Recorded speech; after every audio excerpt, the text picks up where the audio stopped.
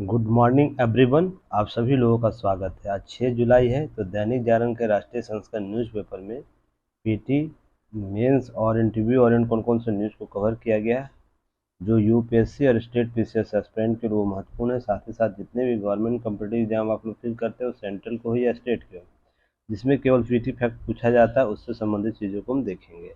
आज अंत तक जरूर बने रहिएगा सभी लोग। बहुत से न्यूज़ आप लोगों को आज कलेक्ट होने वाला है। बहुत से चीज़ें जो अपडेट हुए हैं उस पर हम लोग चर्चा करेंगे।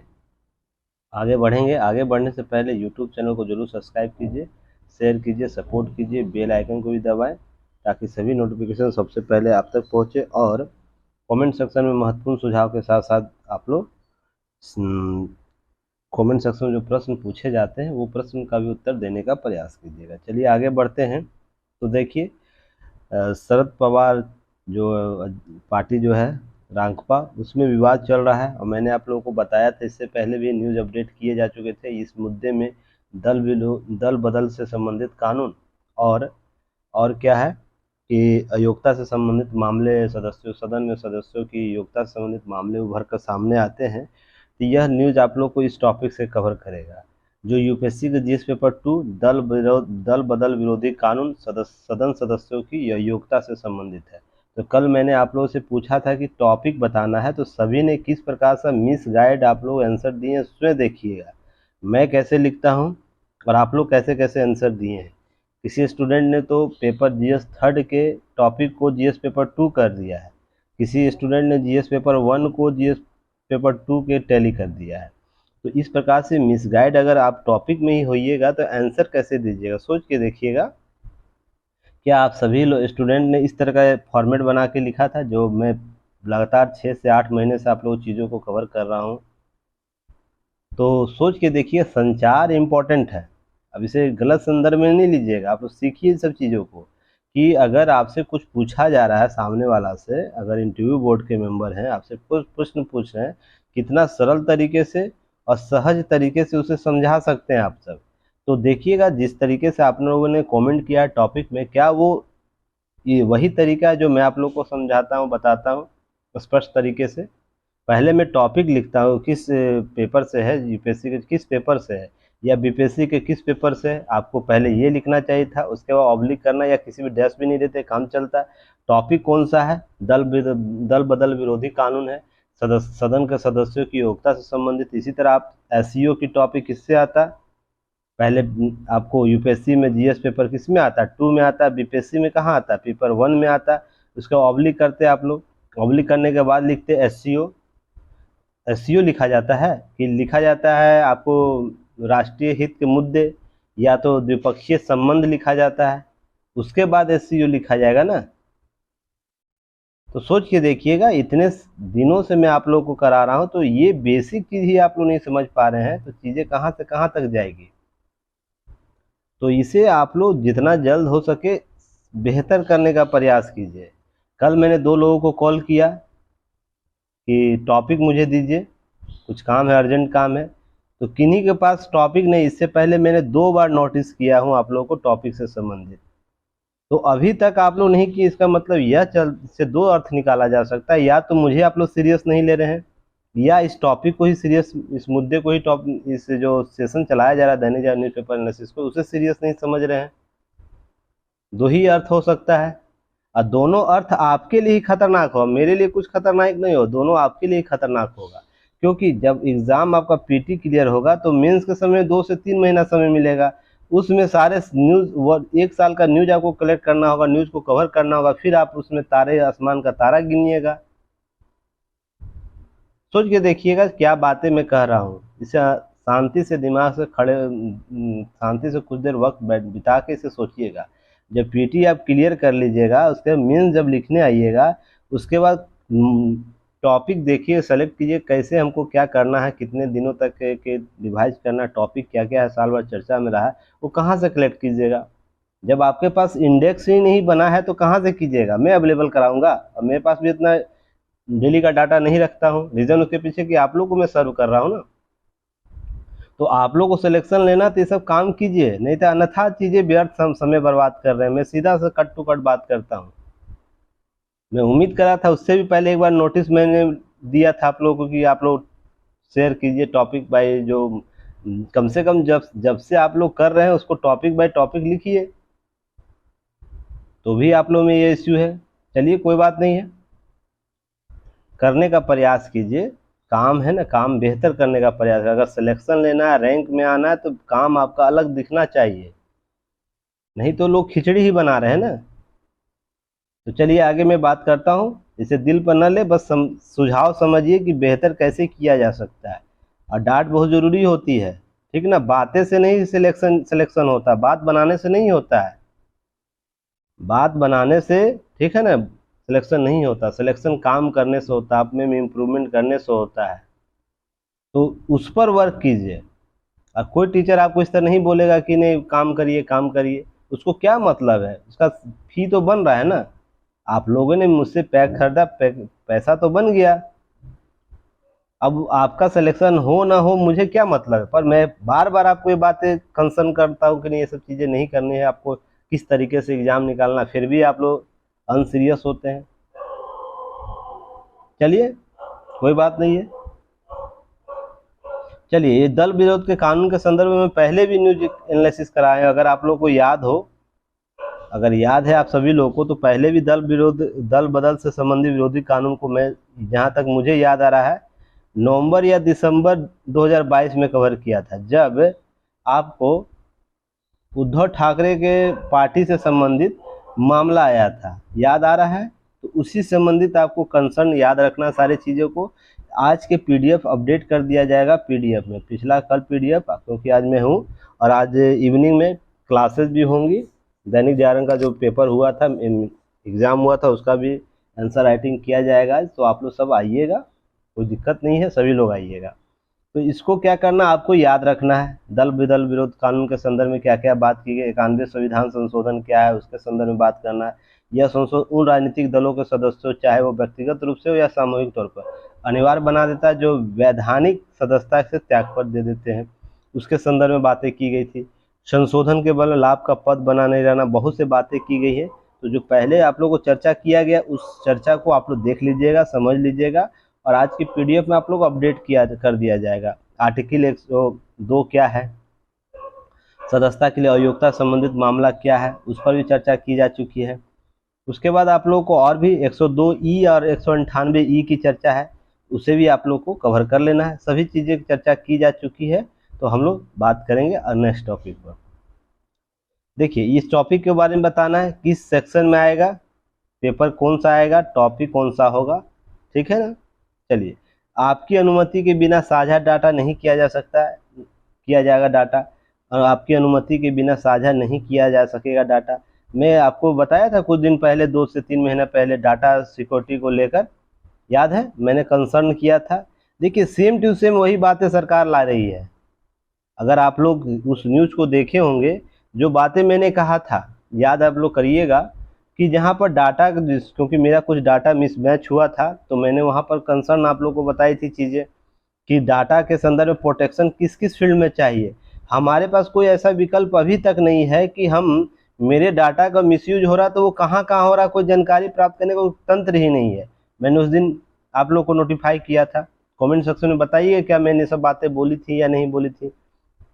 फिर मैंने बताया था कि जवाबदेह कंपनी को बनाया तक नहीं गया है कि हाँ, मेरे डाटा के, मान लीजिए मैं कोई कंपनी का सिम ले रहा हूँ या कोई प्रोडक्ट ले रहा हूँ, अपना डाटा साझा करता हूँ, तो उस डाटे को तुम कब कहाँ तक सुरक्षित रखे हो, मेरे साथ शेयर ही नहीं करेगा उपभोक्ता के साथ, अपनी मर्जी से हर बार, मान लीजिए कोई ऐप डाउनलोड करते, सारे परमिशन ऑटोमेटिक वो ले लेते हैं, मेरे पास विकल्प ही नहीं छोड़ता है कि वो मैं किसे स्काइप करूँ। तो ये सब चीज़ें देखिए, कंसर्न में बातें की जा चुकी है। और देखिए, सेम टू सेम बातें आपको यहाँ बिल में आया है, तो जो बातें बताई जा रही है, इसका मतलब वो चीज़ें सही हैं, तभी तो बताई गई थी ना कभी 2 महीना पहले। मैं तो ऐसा नहीं कि मुझे रात में नींद आया था, 2 महीना पहले सरकार ऐसी योजना ला रही है, लाने वाली है, जिसमें ये सब बातें होगी। जो समान रूप से मान्य बातें हैं वही तो लाई जाएगी ना, एक्ट, किसी एक्ट में, किसी अधिनियम में। तो देखिए बातें यहाँ क्या की गई है, data digital personal data protection act bill लाने का प्रयास करेगी, जो कैबिनेट मंजूरी दे दी है। आगामी जो आपको स्ट्रीम बजट जो आएगा मानसून सत्र में, संसद में जो बैठक होगी उसमें बात की जाएगी, ठीक है, मानसून सत्र के संसद में पेश किया जाएगा। जहाँ पर क्या क्या बातें की गई ध्यान रखिएगा।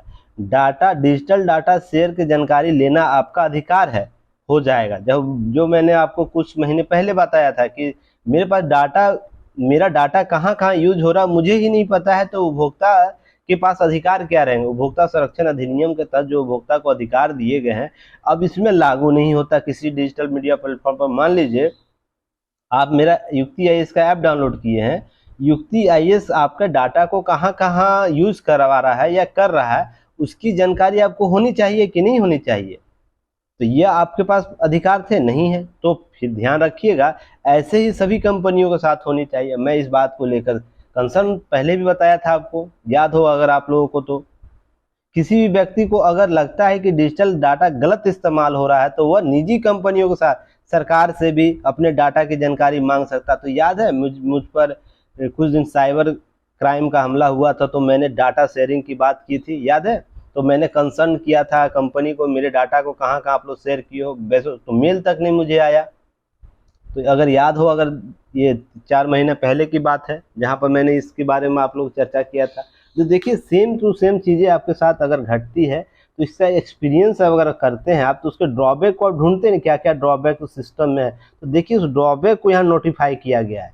तो यहाँ ध्यान रखना है कि जब तक आप मूल संदर्भ नहीं समझ पाइएगा किसी मुद्दे का, तो आप इसका एनालिसिस भी नहीं कर पाइएगा।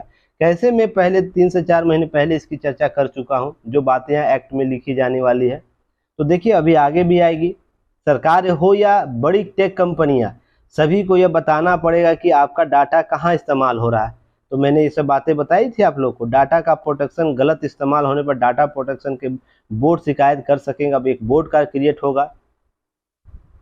अभी अगर डाटा आपका लीक हो जाए, किसी प्रकार का पर्सनल डाटा या किसी प्रकार का आप डाटा, सिक्योर डाटा रखे हुए लीक हो जाए, तो उसको हम कैसे मैनेजमेंट करेंगे। कोई तंत्र ही हमारे पास नहीं था। इस आपके डिजिटल डाटा किसी दूसरे के साथ आपकी इजाज़त के बिना साझा नहीं कर सके। तो क्या मैंने ये शब्द यूज़ किया था उस दिन, याद कीजिए। मैंने बोला कि मेरा डाटा मेरे परमिशन के बिना कैसे कोई यूज़ कर सकता है। मैं यही बात दूसरे संदर्भ में बातें कर रहा है यहाँ पर पेपर में। मैंने तो यही बोला था आप लोगों को, मेरे डाटा को मेरे परमिशन के बिना कोई टेक कंपनियां या कोई सरकार ही कैसे यूज़ कर लेगी। जब तक मेरा इस डाटा पर मेरा अधिकार है ना, किसी भी सोर्स पर, मान ली मैं अपने बारे में जानकारी दे रहा हूँ, किसी प्रकार का मैं अपना व्यक्तिगत जानकारी दे रहा हूँ, तो मेरा डाटा मेरा अधिकार होना चाहिए। तो मेरे अधिकार के बिना आप क्या कर रहे हैं, उसे यूज़ कर रहे हैं, तो हमसे परमिशन ले रहे हैं। तो ये मौलिक अधिकार का ही मामला था। मैंने बताया था आपको कि यह केवल, आप इसे इस संदर्भ में मत समझिए कि यह डाटा आपका डाटा है तो सरकार की एसेट है, ये मत समझिए। यह मौलिक अधिकारों का उल्लंघन हो रहा है, क्योंकि मेरा डाटा मेरा अधिकार, ये होना चाहिए ना। तो ये कॉन्सेप्ट देखिएगा, आने वाले कुछ समय में ये स्लोगन बनेगी सरकार का।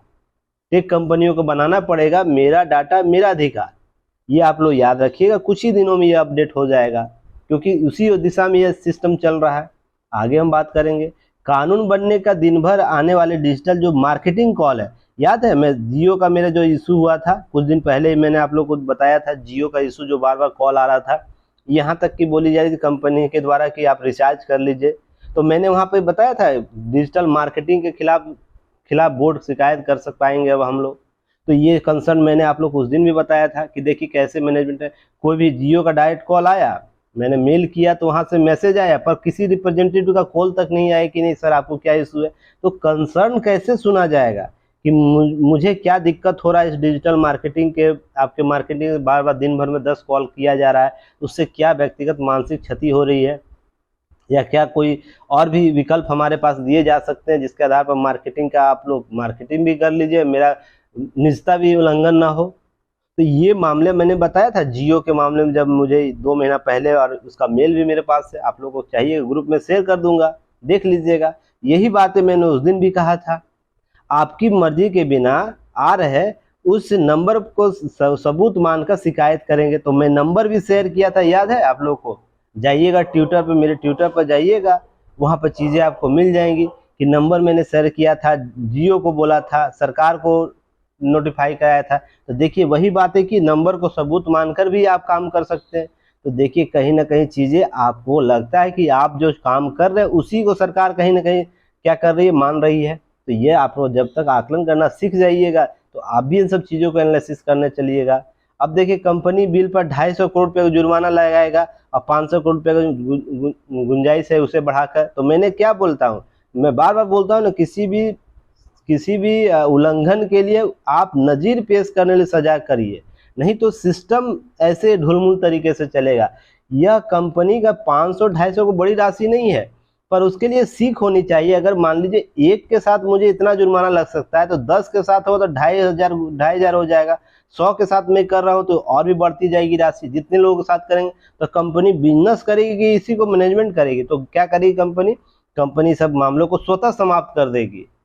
तो मैंने क्या बताया था, नज़ीर पेश करने वाली सजाएं होनी चाहिए। तो देखिए नज़ीर पेश करने वाली सजाएं आ रही है। अगर एक किसी के मामले में 250 करोड़ का जुर्माना किसी कंपनी को लग रहा है डाटा सुरक्षा के नियमों को उल्लंघन के मामले में, तो सोच लीजिए ऐसे 100 भी मामले आ गए जिसमें उसको 250 करोड़ रुपये जुर्माना लग गया, या अधिकतम 500 करोड़ का जुर्माना लग गया। तो सोच के देखिए 500 गुना कर दीजिए 500 करोड़ को, तो कितनी रुपया राशि होती है। कभी भी कोई कंपनी डर के मारे अब करेगी नहीं भाई, हम अगर ऐसा मामला, इतनी बड़ी जनसंख्या है, कोई कुछ कर सकता है, कंप्लेन कर सकता है, उसके मामले कंसर्न सही हो गए, जांच मामले बैठ गए, तो हमको 500 करोड़ रुपया प्रत्येक व्यक्ति को देना पड़ जाएगा। तो नज़ीर पेश करने वाली सजा आई। तो मैं क्या बोला, किसी भी मामले में अगर रोक लगानी तो नज़ीर पेश करने वाला मामला, वो किसी कंपनी के क्षेत्र में हो, एनजीटी का मामला हो, नेशनल ग्रीन ट्रिब्यूनल की मामला, या अन्य किसी की बात की जा रही है, तो बलात्कार के मामले में, महिला सुरक्षा के बारे में मामले में नज़ीर पेश करने लगे, जब तक हम लोग सजा प्रावधान नहीं करेंगे तब तक ये रुकने वाला है नहीं। नहीं तो ऐसे ही ये लोग फीस, मान लीजिए अभी कहीं एनजीटी के मामले में याद है कि 1 लाख था कि 5 लाख था, 5 लाख जुर्माना देना था, तो नेशनल हाईवे अथॉरिटी ने 5 लाख दे दिया और पल्ला झाड़ लिया। तो हाई कोर्ट ने उसे क्या कहा, डांट फटकार लगाई। केवल जुर्माना दे देने मात्र से आपकी है ना जवाबदेहिता समाप्त नहीं हो जाती। वैसे ही आप इसे समझिएगा। चलिए आगे हम बात करेंगे। किसी भी विवाद के कोर्ट में नहीं ले जाकर वैकल्पिक विवाद समाधान एडीआर यानी मध्यस्थता के माध्यम से सुलझाने की व्यवस्था की गई। तो ये बहुत बड़ा विकल्प दिया गया है कि मध्यस्थता कानून आप लोगों को मैंने पढ़ाया भी, अगर याद हो तो। ऐसा कोई टॉपिक नहीं जो मैंने आप लोगों को कवर नहीं किया। बस आप लोग क्या करते हैं, ढुलमुल रवैया करते हैं और कुछ नहीं करते हैं। बस अगर सीरियस होकर चीज़ों को करिएगा ना, सीरियस होकर कि मुझे सिलेक्शन लेना है और सिलेक्शन क्यों लेना है ये अगर पता रह गया, तो आप सारी चीज़ों को करिएगा जो आप लोगों को गाइड जिस तरीके से किया जा रहा है। आप पूरे यूट्यूब पर, पूरे इंस्टीट्यूट, जितना भी इंस्टीट्यूट है सारे जगह छान मारिएगा। ये चीज़ें अगर आपको बताई जा रही होगी इस तरीके से, तो आप स्वयं डिसाइड कीजिए क्या करना है नहीं करना है। बड़े बड़े फ़ी आप लोग 1 लाख रुपया फ़ी देते हैं, 1 लाख से 2 लाख रुपये फ़ी देते हैं, पेमेंट करते हैं, फिर भी आउटपुट उसका 0 आता है ना। यहाँ पर मैं मात्र आपको पहले कितना लिया था, 499 लिया, फिर 799 और फिर अभी 999 हुआ। मात्र 999 में आपको सारे सब्जेक्ट का जीएस करंट का आपको कवर करवा रहा हूँ, फिर भी आप लोग सीरियस नहीं होते हैं। अब देखिए यहाँ पर गूगल और फेसबुक जैसे बड़ी टेक कंपनियां, साथ साथ अन्य निजी संस्थाओं पर देश से बाहर डाटा साझा करने की इजाज़त नहीं होगी। यह जो लंबे समय से विवाद था, याद है आप लोगों को, पहले भी कवर किया गया है जब गूगल और फेसबुक का मामला आया था। इस मामले में इस सुझाव में लगभग 21,666 सुझाव प्राप्त हुए। 48 निजी संस्थान ने 30 से अधिक सरकारी विभागों ने गहन चर्चा किया। और यह बल जो डाटा प्रोटेक्शन का बिल है, डिजिटल डाटा प्रोटेक्शन का बिल जो है 2018 से मामला है, 2019 में संयुक्त संसदीय समिति को भेजा गया जिसने अपना सुझाव के साथ पेश कर दिया। अब यह क्या जाएगा, संसद के पटल पर जाएगा, वहाँ पर चर्चा होगा। तो चलिए आगे आप लोग नेक्स्ट टाइम से ये सब गलती आप लोग मत कीजिएगा, जो बातें मैं आप लोग को बार बार बोलता हूँ फिर भी आप लोग नहीं करते। देखिए होता है कि जब सामने वाला आपके लिए 100% दे रहा है ना, तो आपको भी 100% देना ही होगा। नहीं तो क्या होगा कि यह बेहतर विकल्प नहीं बना पाएगा ना।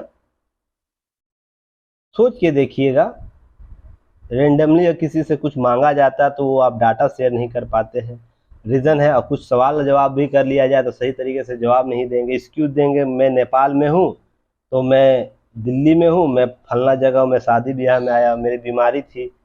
अरे बीमारी कुछ दिन होगी, शादी कुछ दिन गए होंगे, नेपाल किसी कुछ दिन गए होंगे ना। सोच के देखिएगा, स्वयं आकलन कीजिएगा, 10 मिनट समझिएगा। एक्सक्यूज देने के लिए मैं कितनी बार रीता जी का आप लोगों को फोटो शेयर किया तो उसमें कुछ लाइन लिखा हुआ था सफलता के लिए कोई एक्सक्यूज नहीं होता। सफलता के लिए अपनी सीमा से, हद से बाहर जाके काम करना होता है, तो ही सफलता प्राप्त होता है। फिर भी आप लोग चीजें एक्सक्यूज देते हैं। अब देखिएगा, ऑफिस कंप्यूटर में गेम लोग डाउनलोडिंग न करें, केंद्रीय कर्मी या सर्कुलर जारी किया गया इलेक्ट्रॉनिक आईटी मंत्रालय के द्वारा। ये क्यों किया गया है? इसलिए कि यह गेमिंग जो प्रोग्रामिंग, जो गेमिंग का जो पार्ट होता है, वो आपको क्या करता है, डिजिटल डाटा को और आपके इंफॉर्मेशन को क्या करता है, अनलीगल तरीके से यूज करता है। तो सरकारी कर्मचारी होंगे, अगर डाटा का यूज करते हैं तो क्या होता है, इस प्रकार के मुद्दे उभर कर सामने आएंगे। यहाँ पे लिखा हुआ है, तो सारे पॉइंट को आपको एक बार देख लेना है, कवर कर लेना है, ठीक है ना। ज़्यादा कुछ इसमें जानकारी नहीं रखना है। और 2025 तक डिजिटल अर्थव्यवस्था $1 लाख करोड़ तक पहुंचाने का लक्ष्य रखा गया। ऐसे में साइबर सुरक्षा के सख्त नियम है। मैंने, याद है साइबर जब हमला हुआ था मुझ पर, आज से 3 महीने, जनवरी के आसपास हुआ था, तो मैंने साइबर सुरक्षा के मामले को लेकर आप लोगों से बातें भी की थी, क्या क्या इशू है साइबर सुरक्षा।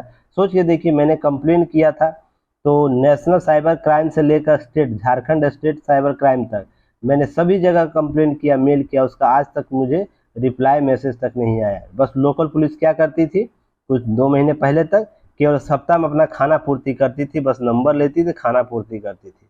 अब उस स्थिति का क्या स्टेटस हुआ मुझे आज तक नहीं पता चला। अगर कुछ कंप्लेन होगा, सीधे मैं पीएमओ ऑफिस और राष्ट्रपति भवन तक को कंसर्न करूंगा, तो मंत्रालय तक तो कंसर्न करूंगा, तब समझ में आएगा व्यवस्थाओं को कैसे काम करना है। तो बात यहाँ समझिएगा कि आपके पास जो व्यवस्था है उसका बेहतर विकल्प आप कैसे तलाश सकते हैं। आपके पास इंटरव्यू में ऐसे प्रश्न पूछे जाएंगे, ध्यान रखिएगा। आगे बढ़ते हम लोग हैं। देखिए, एनजीटी के मामले में फिर एक मामला विवाद आया, सुलझने को आया। तो एनजीटी से संबंधित मुद्दा को मैंने 4 सितंबर 2022 को कवर किया। आप लोग जाके वीडियो देखिएगा या पीडीएफ देख लीजिएगा 4 सितंबर को, और उसके बाद भी दिसंबर के आसपास भी मैंने टॉपिक को कवर किया हूँ। और जहाँ पर 2500 करोड़ 5000 करोड़ का जुर्माना एनजीटी के द्वारा लगाया गया था नेशनल ग्रिड ट्रिब्यूनल के बारे में के द्वारा, तो उस समय मैंने चर्चा किया था। तो याद रखिएगा। चलिए क्वेश्चन का आंसर दीजिएगा।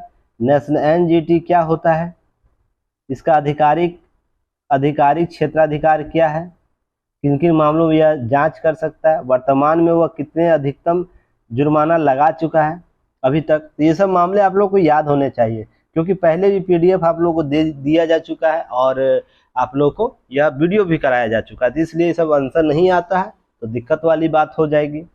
अरे आप लोगों को मैं बार बार बोल रहा, जो की नोट्स बना रहे हैं उस की नोट्स को रट जाइए। चटनी जिस तरह चाट चाट के खाते हैं सभी लोग ना, उस तरह खाइए। ये ही आपको सफलता दिलाएगा। अगर मान लीजिए 100 नंबर का अगर एग्जाम हो रहा है, मान के चलिए, तो ये आपको 70 से 80 नंबर का कोर्स कंप्लीट करवा रहा है। अगर आप इसे अच्छे तरीके से समझ लीजिए तो केवल आपको 20% और मेहनत एक्स्ट्रा करना है, 20 से 30%, जो आप समग्र रूप से कहीं ना कहीं से कर ही रहे होंगे। तो फिर भी आप लोग इस मुद्दे को नहीं समझ पा रहे हैं, तो ध्यान रखिएगा इन सब चीजों को अच्छे से।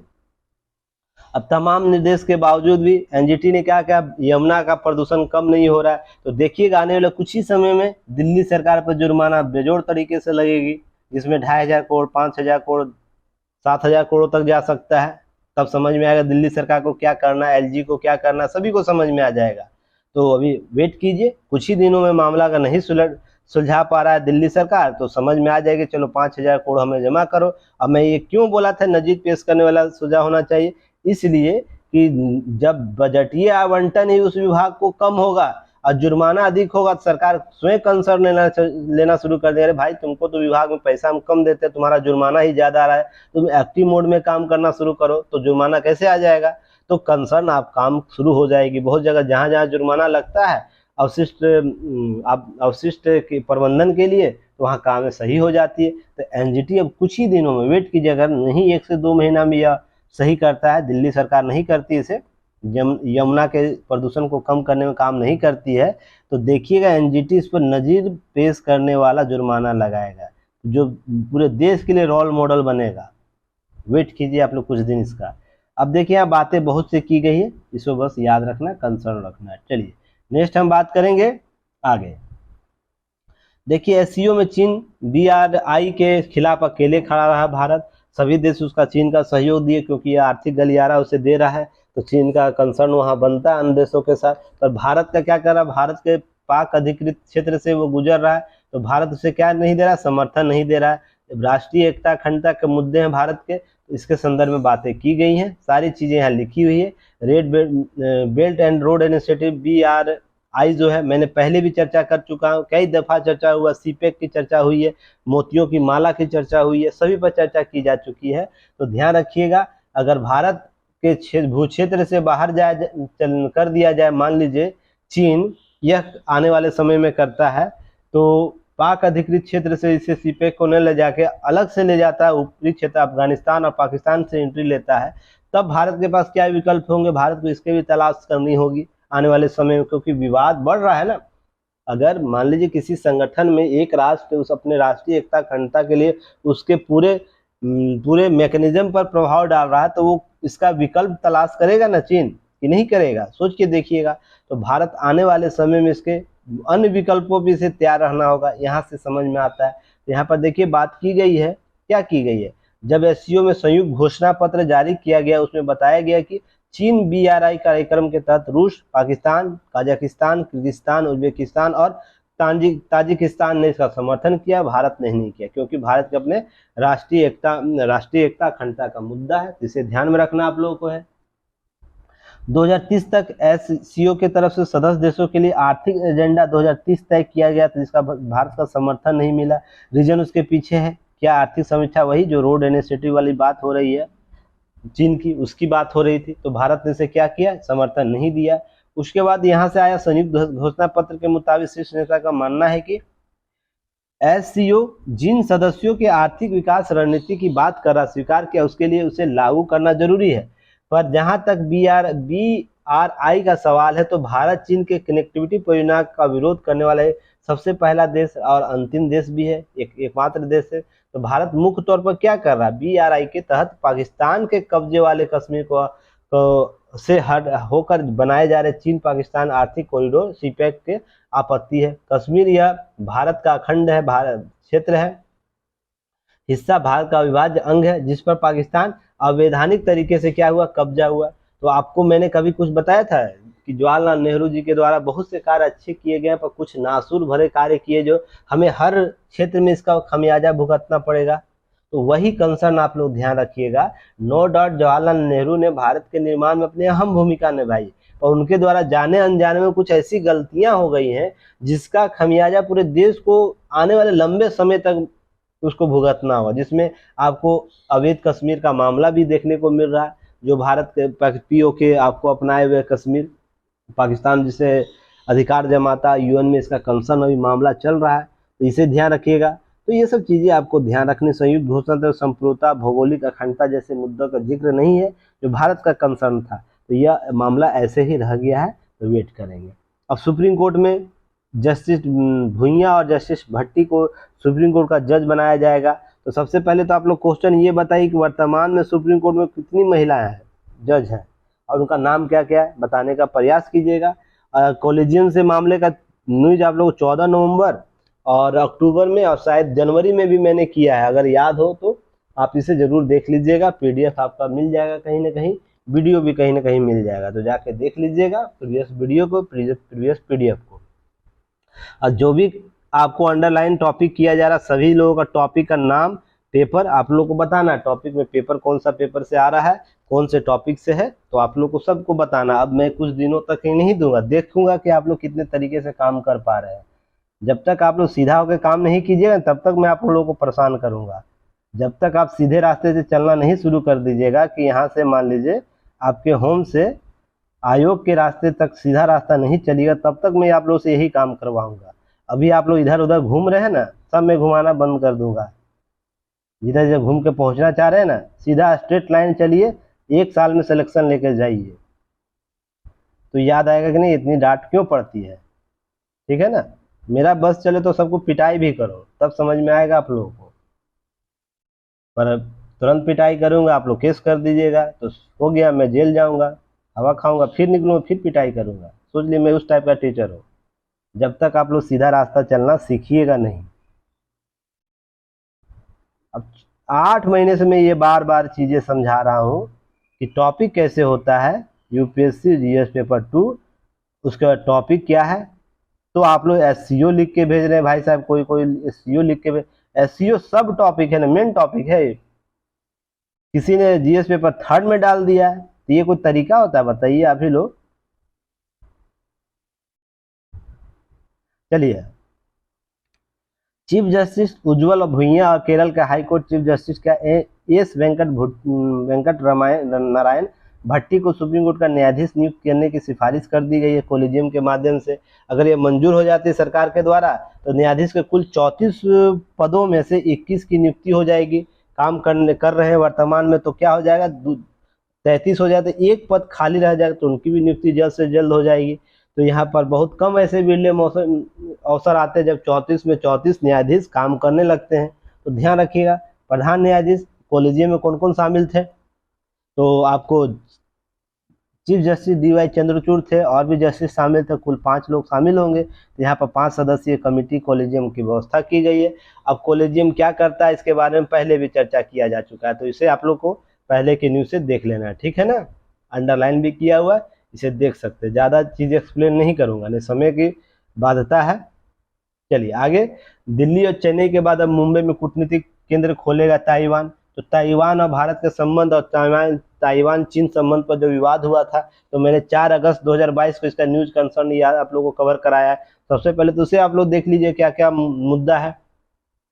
उसके बाद आप लोग को यहाँ पर क्या करनी है कि भारत में यह ताइवान क्या कर रहा है, मुंबई में ताइपे आर्थिक और सांस्कृतिक केंद्र खोलने को तैयार है। जहाँ पर पहले दिल्ली और चेन्नई में पहले ये खोल चुका है, तो कहाँ कहाँ खुलेगा, 3 इसका हो जाएगा, दिल्ली में होगा, चेन्नई में होगा, मुंबई में होगा। तो पीटी फैक्ट तो आपको यहीं से पहले प्रश्न पूछे जाएंगे। अब भारत के साथ लगातार ताइवान संबंध बढ़ाना चाह रहा है क्योंकि आर्थिक उसके हित है, और जिसमें हाल ही में याद होगा सेमीकंडक्टर के तौर पर भारत में फॉक्सन सबसे ज़्यादा इन्वेस्ट किया था, जहाँ पर ताइवान की कंपनी थी। उससे साथ ही साथ आपको एक और भी याद रखना है, ताइवान की टेक कंपनी है जो भारत में इन्वेस्ट कर रही है सेमीकंडक्टर के, जो एप्पल का निर्माण कर, एप्पल के सेमीकंडक्टर का निर्माण करती है, पार्ट्स का निर्माण करती है। इस प्रकार 2 कंपनियां जो है फॉक्सन और पेंटागन, याद रखिएगा, पेगाट्रॉन फॉक्सन और पेगाट्रॉन क्या करेगा, इन्वेस्ट करेगा भारत में सबसे बड़ी राशि के तौर पर।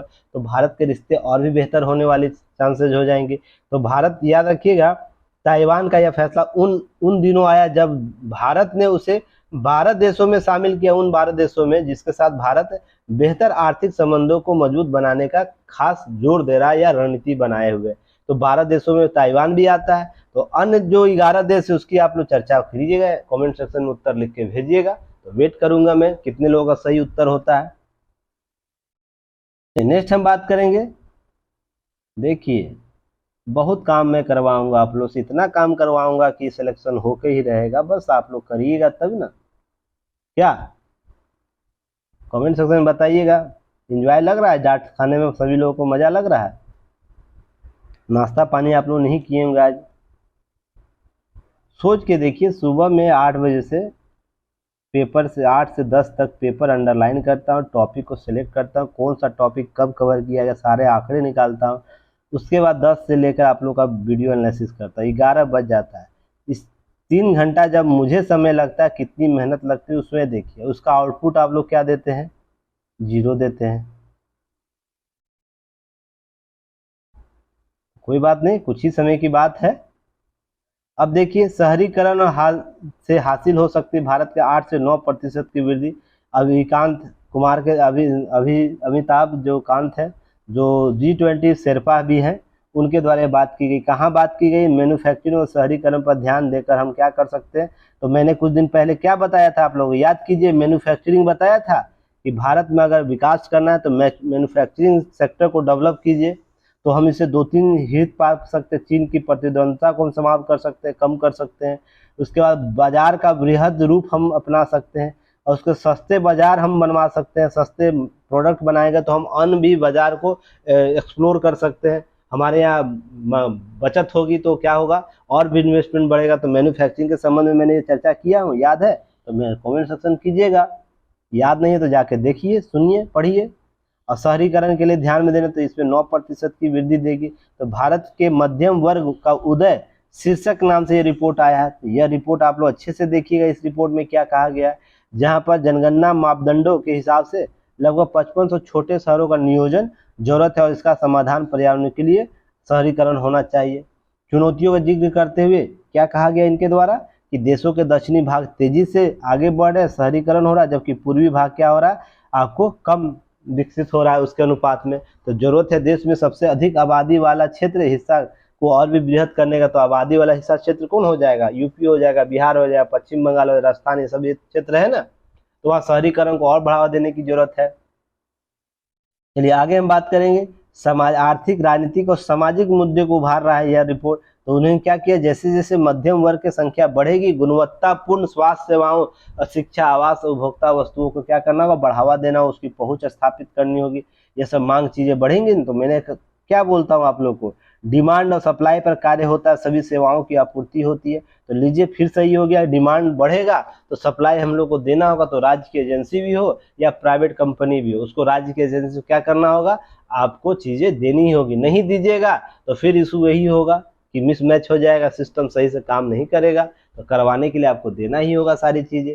अब याद रखिए 2047 तक भारत पूर्ण विकसित देश बनने में अपना, वास्तव में यह दर्शाता है कि मध्यम वर्ग के भारत विकसित देशों की गाथा बनने को तैयार। ये सब चीजें आपको याद रखनी। चलिए नेक्स्ट हम बात करेंगे। चलिए नीचे आ जाएंगे। लगातार बोलता हूँ, गला दर्द करने लगता है। देखिए केस स्टडी आप लोग आया है कि मध्य प्रदेश में आदिवासी युवक पर पेशाब का जो मामला था पूरे सोशल मीडिया पर चल रहा है, तो अवैध निर्माण उसका तोड़ा गया। तो मैंने आपको क्या बोला, इस प्रकार के किसी भी मामले में नजीर पेश करने वाले मामले होना चाहिए। केवल घर तोड़ देने मात्र से उसका नजीर पेश थोड़ी हो जाएगा। उस व्यक्ति को जितना भी सक्षम कानून है बना के उसको देना चाहिए। रीजन उसके पीछे है, जो भी कानून है उसे जरूर देना चाहिए। रीजन उसके पीछे एक अगर मानक तय कर दीजिएगा तो अन्य लोग भी इससे प्रोत्साहित होकर काम नहीं करेंगे। हाल ही में बिहार में हुआ कि मामला, कोई व्यक्ति विशेष उसे पीट रहा है। तो ऐसे मामले बढ़ रहे हैं जहां पर वर्चस्वता का सिद्धांत लागू करने का प्रयास किया जाता है, और कोई इसका इशू नहीं है कि हम तुमसे वर्चस्व रखते हैं, तुमसे ज्यादा, तो हमारा प्रभुत्व तुम स्वीकार करो। यही मामले आते हैं। तो भारत अब लोकतांत्रिक देश है, सभी के हित समान है। तो इसके लिए आपको ये सब प्रक्रिया से गुजरना हो। केस स्टडी आपको यही समझाता है। आपसे पूछा जा सकता है इस मामले में आप क्या कंसर्न लेते हैं। एक तो इस व्यक्ति विशेष का आदिवासी महिला, आदिवासी पुरुष का हित तो है ही, पर उसके अन्य भी क्या अन्य सामाजिक मुद्दों को भी उभारना है जिसमें आप बात कर सकते हैं। तो इस केस स्टडी से आप क्या समझते हैं, इसका उत्तर आप लोग लिख के भेजिएगा, क्योंकि बहुत सी चीजें अब कराया जा चुका, अब आप लोग से आउटपुट लिया जाएगा। अब जाति आधारित जनगणना बिहार का सरकार पक्ष रखी है, कुछ मुद्दे रखे हैं, निजता का उल्लंघन नहीं माना है बिहार सरकार ने इस मामले में। तो आगे आने वाले जब फैसला होगा उस पर हम लोग बात करेंगे अच्छे से, ठीक है ना। इस टॉपिक को भी फिलहाल रोके रखते हैं ताकि जब फैसला आएगा उसके बाद हम लोग इस पर चर्चा करेंगे। अब देखिए केस स्टडी एक और है कि अगर बेहतर कार्य क्षमता अगर हो, अगर हम ठान ले कि हमको बेहतर प्रशासन देना है, बेहतर शासन की प्रक्रिया को अपनाना है, इसका उदाहरण नदी जल परियोजना का एक छोटा सा अंश जो पूरा किया गया उससे देखा जा सकता है। दृढ़ इच्छा शक्ति, अगर राजनीतिक इच्छा शक्ति हो, प्रशासनिक इच्छा शक्ति हो, तो हम और भी बेहतर रिजल्ट प्राप्त कर सकते हैं। तो देखिए क्या हुआ है कि इंजीनियरिंग का जो गुफा बनाया गया है, गुफा से पानी आएगा।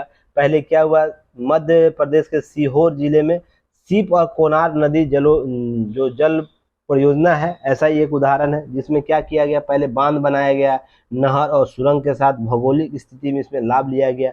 बिना लिफ्ट योजना के यह जरूरत किया गया। लिफ्ट योजना आपको योजना है ना, नदी जल परियोजना क्या है, लिफ्ट योजना के तौर पर लिया जाएगा।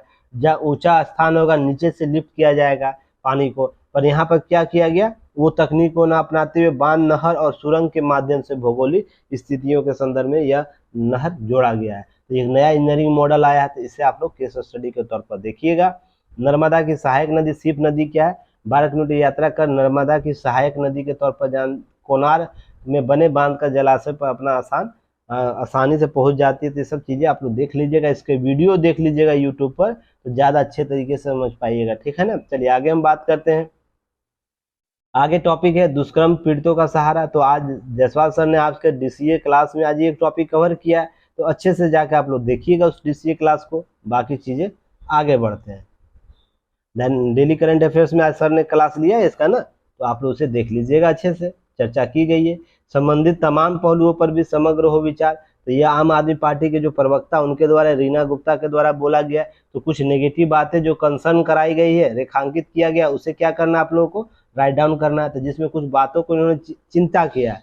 हालांकि देखिए ध्यान रखिएगा, ये व्यक्तिगत विचार है ना, व्यक्तिगत विचार है। जब तक ड्राफ्ट नहीं आ जाता सरकार का जब तक ड्राफ्ट नहीं आ जाता है कि हम आने वाले समय में किस प्रकार से मुद्दों को रख कर नियम बनाएंगे, तब तक हम कुछ कह नहीं सकते, अभी आकलन नहीं कर सकते, आकलन मात्र नहीं कर सकते। इनके द्वारा आकलन ऐसा किया गया है, इसे ध्यान रखिएगा। या मैं भी आपको बातें बताऊंगा तो आकलन ही होगा ना। जब तक ड्राफ्ट सरकार के मन में क्या चल रहा है, सरकार किन किन मुद्दों को उठाएगी, वो सब मुद्दे जब तक नहीं समझ पर मोटे मोटी बातें मैं इतना बता दूं कि जो बातें इनके द्वारा की जा रही है ना, केवल वो कल्पना मात्र है। बस इतना आप ध्यान रखिएगा। ऐसी व्यवस्था कोई कायम हो ही नहीं सकती है जहां पर हम संपूर्णता की बात कर सके, पर उसमें हम कुछ अंश तो ढूंढ ही सकते हैं ना, संपूर्णता के अंश को। अब इनके द्वारा कुछ बातों को रखा गया, जब इसका आर्टिकल आप लोग पढ़िएगा तो यहाँ पर बातें की गई है, मैं आपको अंडरलाइन किया, उसे मैं दिखाता हूँ कि यूनिफॉर्म हेल्थ पॉलिसी की बात कर रहे हैं, इनके द्वारा किया जा रहा है। तो क्या आप लोग मुझे बताइए, देश में Ayushman Bharat universal health policy नहीं लाता है, तो यूनिफॉर्म एजुकेशन पॉलिसी की बात करते हैं। तो क्या देश में सर्व शिक्षा अभियान एजुकेशन, यूनिफॉर्म एजुकेशन सिस्टम नहीं डेवलप करता? हाँ, अन्य क्षेत्र को और डेवलप करने की जरूरत है तो किया जाएगा। आप डिसाइड कीजिए, आप सरकार को लिख के भेजिए, सरकार इस पर काम करेगी कि कोई आने वाली सरकार काम करेगी। फिर इसका यूनिवर्सल एम्प्लॉयमेंट पॉलिसी, हाँ ये जरूरी है कि जो एम्प्लॉयमेंट पॉलिसी है उसको भी बेहतर करने की जरूरत है। तो इससे भी पहले आपको सरकारें काम कर चुकी इसके मामले में कि यूनिफॉर्म एम्प्लॉयमेंट जो पॉलिसी है सभी के लिए एक होनी चाहिए, बातें की जा चुकी है। बस इस पर मुद्दा है, पहले हम क्या करेंगे कि पहले हम उन मुद्दों को सुलझाएंगे जिसमें हम यूसीसी के मुद्दे शामिल है ना, पहले उसको सुलझाएंगे तब इसे प्राप्त करेंगे। अब मान लीजिए इसी को हम पहले लाना चाहेंगे तो बताइए यूसीसी के जो मुद्दे रहेंगे, धार्मिक मुद्दे रहेंगे, कानूनन मुद्दे रहेंगे, उसको सुधार करने की आवश्यकता होगी ना। तो ध्यान रखिएगा, यूसीसी एक क्या होगा, अम्ब्रेला योजना होगा, जिससे अन्य योजनाएं को भी हम प्राप्त कर सकते हैं। बस आपको यही याद रखना है, यूसीसी एक अम्ब्रेला योजना बनेगा, जो अम्ब्रेला आपको इसको कर सकते हैं, लो बनेगा, जिसके आधार पर हम क्या करते हैं, अन्य जो हमारे पास अधिकार है उसको हम सुरक्षित कर सकते हैं, अन्य कानूनों को सुरक्षित कर सकते हैं, उसमें संशोधन कर सकते हैं आसान प्रक्रिया से। ठीक है, तो यहाँ पर बहुत सी बातें की गई, विधि आयोग की रिपोर्ट की चर्चा की गई है कि विधि आयोग ने मात्र 30 दिन के समय दिया है। तो आपको इसका डाटा नहीं पता कि कितने लोगों ने इस पर अपना सुझाव दिया है इस 30 दिन में। तो सोच के देखिएगा, 24 से 25 लाख है ना, तो बहुत बड़ी संख्या होती है। 24 से 25 लाख, कितने लोग की आशा कर रहे हैं कि विधि आयोग पर ऑनलाइन जाके सुझाव देंगे। आप 10 लोगों में से 1 से 2 लोग ही होते हैं जो सुझाव, सरकार से जुड़े हुए मुद्दे को क्या करते, सुझाव देते। बाकी 9 को तो ये भी नहीं पता है कि होता क्या है सुझाव, है ना। सोच के देखिए, कहाँ सुझाव करना है ये भी नहीं पता होता। तो जो लोग एक्टिव मोड में होते हैं उसमें तो लगभग लोगों के सुझाव आ चुके हैं, और कुछ लोग अभी 15 जुलाई तक डेट है, और भी आने की संख्या और भी लास्ट समय में बढ़ सकती है। आकलन तो 25 लाख का है ना। तो याद रखिएगा, ये सब आंकड़े रखिएगा ध्यान, मिसमैच मत होइएगा। अब यहाँ पर बात इनके द्वारा किया जा रहा है कि भाजपा सरकार यह दायित्व बनता है कि पहले अपने नागरिकों को मूलभूत सुविधाएं दे, ध्यान देना चाहिए। आज भारत में बेरोजगारी दर चरम सीमा पर है और देश में आर्थिक विषमता व्यापक रूप से कायम है। स्कूलों में अस्पताल तो हालत किसी भी छिपी नहीं है। बिल्कुल यह कहा जा सकता है कंसर्न की ऐसे मुद्दे पर कार्य करना चाहिए, सरकार को कार्य करना चाहिए, ठीक है ना। पर केवल एकमात्र यह कह देना कि यह राजनीतिक एजेंडा है, यह भी कहीं ठीक तो नहीं लगता है।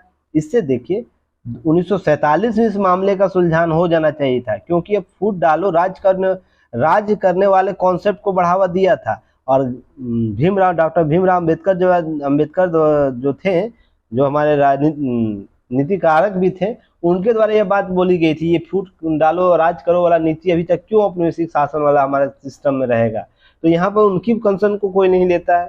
तो बात यहाँ करता है, यह फूट डालो राज करने वाला जो कॉन्सेप्ट है कि अलग अलग हम विस्तार रहेंगे, सब देश में एक रह रहे हो तो सबसे पहले तो कानून व्यवस्था के तौर पर एक तो होना ही होगा ना, तभी तो राष्ट्रीय एकता अखंडता की बात होगा। आचरण, धार्मिक आचरण, आपकी स्वतंत्रता तो मिली हुई है ना, वो तो संविधान के मौलिक अधिकार में, उससे आपको कौन छीन सकता है, कोई नहीं छीनेगा। यहाँ पर बात हो रही है यूसीसी के जो मुद्दे हैं उसमें बात हो रही है, उसको हम कैसे न्यूट्रलाइज कर सके, कैसे एक न्यूनतम साझा संकल्प लाए जिसके आधार पर सभी में एक समान हो, क्योंकि मिसमैच ना हो। आप जाइएगा यहाँ से ऊपर जैसे ही जाइएगा, यहाँ पर जो कानून है इस राज्य में अलग कानून है, इस राज्य में अलग कानून तो इस राज्य में अलग कानून है, इस राज्य में अलग कानून तो यहाँ पर अलग राज्य कानून है, बीच वाले राज्य में अलग कानून है उसी मुद्दे पर। तो ध्यान रखिएगा यूसीसी आएगा तो कम से कम एक तो नियम कानून होगा जो यहाँ से लेकर इस पॉइंट से लेकर इस पॉइंट तक सेम रहेगा, इस पॉइंट से लेकर इस पॉइंट तक सेम रहेगा, तभी तो राष्ट्रीय एकता अखंडता को मुद्दे संदर्भित किए जा सकते हैं। तो इस चीज को ध्यान रखिएगा। बाकी कहानियां सभी के अपने अपने राजनीतिक मुद्दे होते हैं, अपना आइडियोलॉजी होता है, इस बात को समझिएगा। मसलन जो भी बातें की गई है 2018 का इनके द्वारा बोला गया है कि विधि आयोग क्या बोल रहा है, विधि आयोग 2018 के विधि आयोग बोल रहे हैं कि समान नागरिक संहिता विचार रखते हुए कहा कि इस स्तर पर न तो आवश्यकता है न ही वांछनीय है। ये 2018 विधि आयोग की रिपोर्ट की बात हो रही है।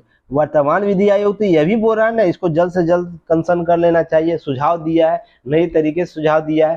तो ये सब चीजें बात ध्यान रखिएगा कि एक विधि आयोग ने यह भी बोला, एक विधि आयोग जो इससे पहले था उसको नहीं चीजें लागू करनी चाहिए, उनके द्वारा सही है, अच्छी बात है। पर 2023 का जो विधि आयोग है वो क्या बोलता है कि इसे लागू करने की जरूरत है, हम टारगेट पे से लिए हुए हैं, इसको जल्द से जल्द हमको पूरा करना है। रीजन उसके पीछे क्या है कि हम जल्द से जल्द राष्ट्रीय एकता अखंडता वाले मुद्दे को सुलझा सके। देखिए बात केवल राजनीतिक मुद्दा हो सकता है, ठीक ना, इसमें कोई दो राय नहीं है, राजनीतिक मुद्दा हो सकता है पर इसमें राष्ट्रीय हित इंपॉर्टेंट है ना। क्या इस संदर्भ को समझ पा रहे हैं? और कब तक देश में केवल हिंदू मुस्लिम होता रहेगा?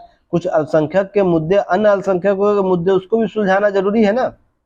तो इसे भी समझने की जरूरत है। बहुत से अल्पसंख्यक समुदाय के द्वारा विरोध प्रदर्शन किया गया, अन्य अल्पसंख्यक समुदाय के द्वारा मुस्लिम को छोड़कर किया गया, तो उसे कंसर्न में लिया जाएगा, उस पर ड्राफ्टिंग कमेटी बैठेगी तो उसको सुझाव के साथ उसे अमल में लाया जाएगा। तो जब तक ड्राफ्ट नहीं आता है तब ख्वाबी पुलाव मत पकाइएगा, अभी आने दीजिए ड्राफ्ट को, क्या किन किन मुद्दों पर बात की गई है, विधि कानून किस संदर्भ में बनेगा, उस पर हम लोग आने के बाद चर्चा करेंगे, ठीक है ना। चलिए आगे हम लोग बात करेंगे। देखिए देश में बनी सबसे सस्ती ग्रीन हाइड्रोजन, और हाल ही में आपको ग्रीन हाइड्रोजन के बारे में न्यूज़ों को कवर किया है, तो आप इसे भी अच्छे तरीके से देखिएगा। यहाँ पर पीटी फैक्ट जानकारी दी गई है, सारे पीटी फैक्ट को कवर कर लीजिए जो भी अंडरलाइन किया गया है कि क्या किया गया अंडरलाइन। देखिए ग्रीन हाइड्रोजन 2023 तक ग्रीन हाइड्रोजन मिशन करने महाराष्ट्र पहला ऐसा राज्य हुआ है जहाँ पर ग्रीन हाइड्रोजन, महाराष्ट्र देश का पहला ऐसा राज्य हो गया जिसने अपना ग्रीन हाइड्रोजन नीति लागू किया। इससे पहले इसके साथ गुजरात, उत्तर प्रदेश, राजस्थान, मध्य प्रदेश, तमिलनाडु, उड़ीसा ग्रीन हाइड्रोजन नीति को जल्द से अपनाने की कोशिश कर रहे हैं। तो महाराष्ट्र पहला ऐसा राज्य होगा जो ग्रीन हाइड्रोजन पॉलिसी को अपनाया है, ठीक है ना। तो आपको पीटी फैक्ट यहाँ से मिलेगा। उसके बाद किस मंत्रालय के तहत काम करेगा ये भी बातें की गई, नवीकरणीय ऊर्जा मंत्रालय के द्वारा कितना करोड़ रुपया आवंटित किया गया, 17,490 करोड़ का आवंटित किया गया। अब ग्रीन हाइड्रोजन का स्टेटस क्या है वर्तमान में, तो यहाँ पर दिया गया, इसे देख लीजिएगा। 1.8 लाख मेगावाट अभी रिन्यूएबल ऊर्जा प्लांट का भी क्षमता है। उसके बाद इसे 5 लाख मेगावाट तक ले जाने की क्षमता विकसित करना है। बहुत सी बातें की गई है, तो आप लोग को क्या करना है, इसे अपडेट कर लेना है, ठीक है। सॉरी। अब रुपये की अंतर्राष्ट्रीय मुद्रा बनाने के लिए आरबीआई के कुछ सुझाव दिए हैं। तो याद होगा जो आरबीआई के कार्यकारी निदेशक हैं, आर एस